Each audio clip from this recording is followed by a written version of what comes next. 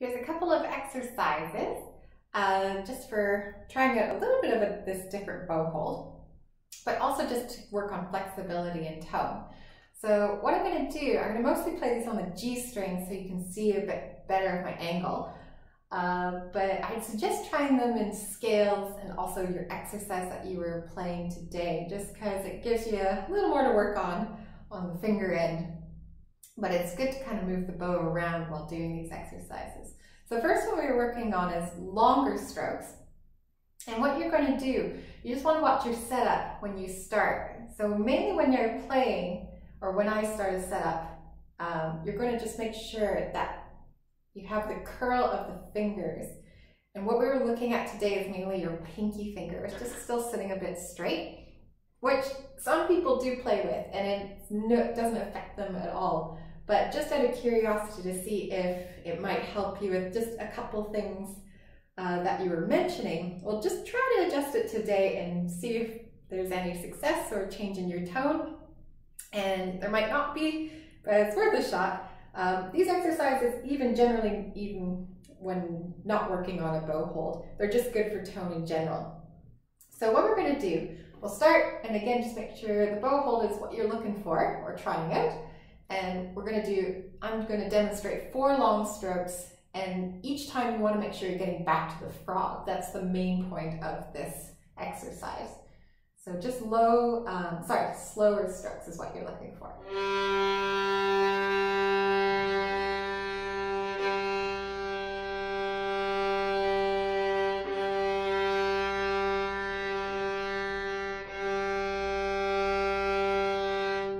I'm going to demonstrate this way as well, and what you want to mainly look at is my hand. It'll go a bit straight, but it bends back. Everything should be bending, just like in that exercise. And it just allows you to try something just with a different type of flexibility in a bow hold. So we'll try it this way.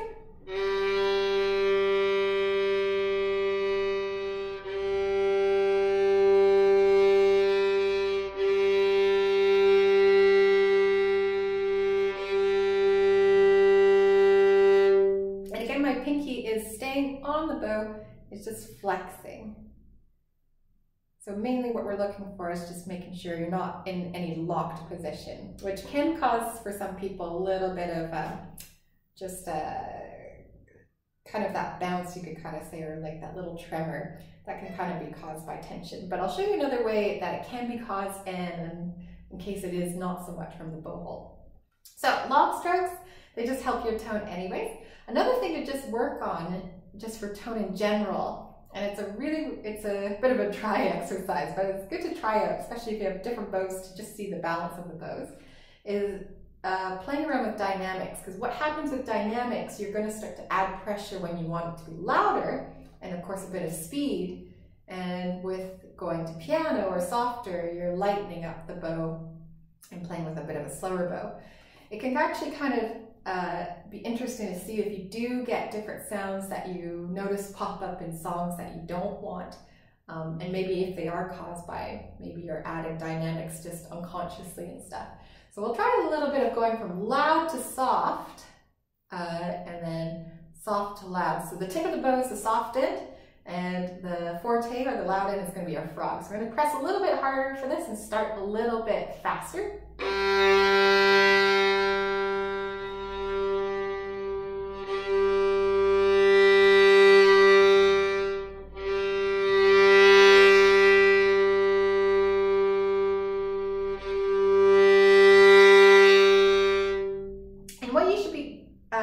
Making sure of is that you have the ability to control volume, especially in the frog, without getting that sound. That bit of it's a crunch sound, and that comes from pressing too hard with your whole hand. Anytime you add pressure, it should actually just be the index finger, and that's why we curl it the way we curl it. It's so we can bend down. Also good to try the reverse, loud, soft from the lighter end. So we're going to start here and start loud. So again, you've got that more stretched out bow hold, and it's going to curl as we go in.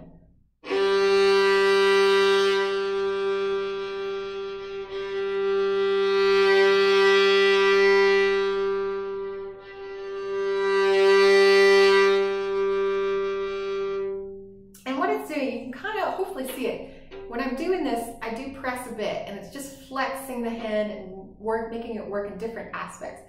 Dynamics are, again, a lot of people don't seem to remember that in folk music they're really important. It just adds a little more texture to music, even for fast songs. So again, it's just working that control. So when you do a scale, you could try whichever one you thought you were a bit weaker on. Most people would be a bit weaker on playing louder on the tip.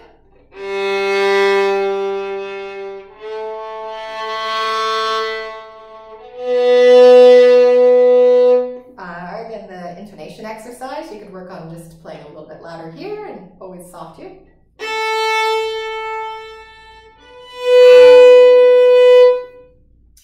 It's something else to be working on. If you're always doing the same exercise here, you might as well change it up on this end. Now, the last one I'm going to show you actually has helped a few of my adult students with that bow bounce. And you actually already tend to tilt your bow, so it might not be the fix for you, but it's just worth pointing out because it has helped a few people in the past. So bow bounce can come from just being a bit stiff here, or just the tiniest bit of tension, but it also can come from the horsehair sitting too flat. It's going to bounce a little bit more than it used to. Then, if instead of just being tilted. So tilted, you might have to experiment with how far over. Now you don't want complete over, but you can go pretty far without having to end up with that stick on the strings. So what you want to do, you don't want to so much tilt the arm, that's going to put a lot of pressure. It's like you've rolled the bow into the fingers. It's just a little bit of adjustment on this end. So let me play a Chopin's Farewell with a bow that's flat. And you might see, even I will probably get a bit of bounce with that. So.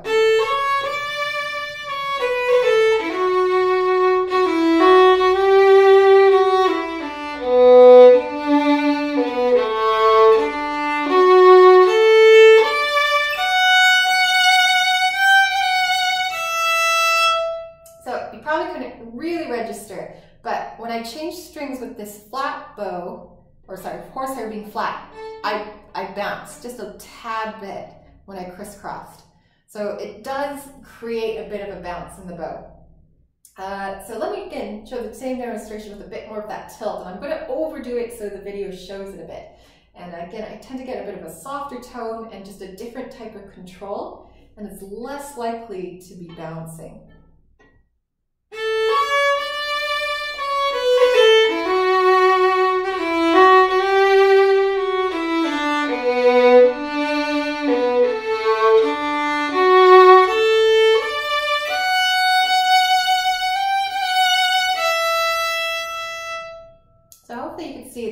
I was this way before and this way for the second time. And again, it's not from my elbow, it's from my fingers. I've rolled my bow into that. So you can play around with that. The one thing you have to remember is still get some type of bounce from the bow. It is always built. It's just making sure it's not causing a big sound difference when you're playing. Downstrokes tend to have a bit more speed and they register a bit harder. So if you're coming at it with a flat bow and a stiff hand, you're likely to bounce a little more. But hopefully we can kind of pick away at just a few things that are small adjustments, and you can kind of experiment with them. With that tilted bow, try your older bow hold. You're welcome to kind of try a bit more with that straighter pinky, but tilt the bow, see if that changes just kind of how that bow bounces. And just, I would say it's not going to happen in 1 week, but maybe just try to see if that pinky will curl a little bit.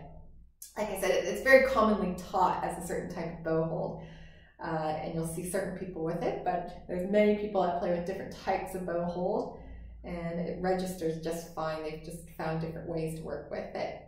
So see how you do with a couple of those exercises, and maybe try to integrate them into certain songs instead of just exercises. But for sure, I'd try to definitely start to at least practice a bit more in this area, and then just try to use a bit more flexibility in the lower part of your hand, because it's really flexible here. It would just be good to see it all registering kind of in unison.